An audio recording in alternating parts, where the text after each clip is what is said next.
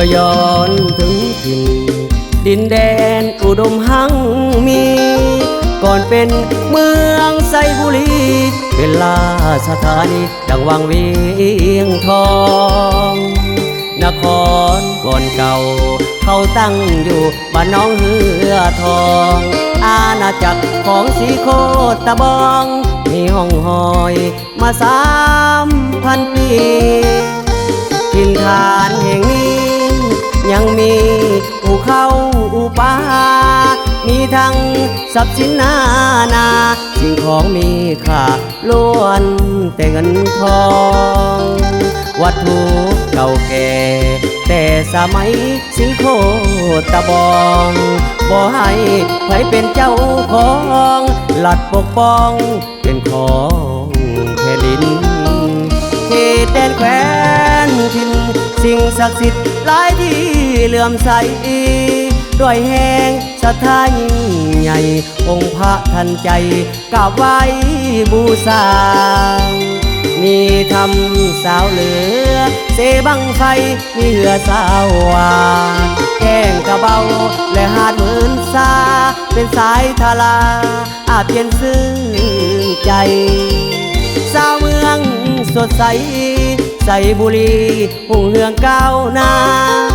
ไต้ผักไต้การนำพาให้สาวประสาอยู่ดีกินดีสุมชนน้อยใหญ่ภาคภูมิใจได้ผู้นำดีเขตถิ่นเมืองไซบุรีอุดมหั่งมีหุ่งศรีวิไล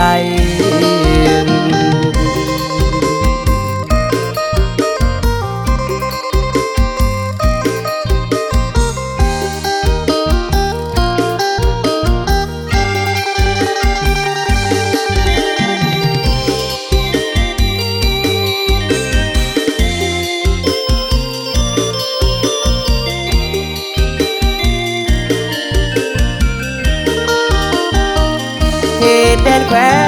นถิ่นสิ่งศักดิ์สิทธิ์หลายที่เหลื่อมใสด้วยแห่งศรัทธายิ่งใหญ่องค์พระทันใจกราบไหว้บูชามีทำสาวเหลือเสบังไฟมีเหือสาววาแก้งกระเบาและหาดเหมือนซาเป็นสายทาราอาบเย็นซึ้งใจสาวเมืองสดใสใสบุรีหุ่งเฮืองก้าวหน้าไต้ผักไต้การนำพาให้สาวประสาอยู่ดีกินดีสุมชนน้อยใหญ่ภาคภูมิใจได้ผู้นำดีเขตถิ่นเมืองไซบุรีอุดมหั่งมีหุ่งศรีวิไล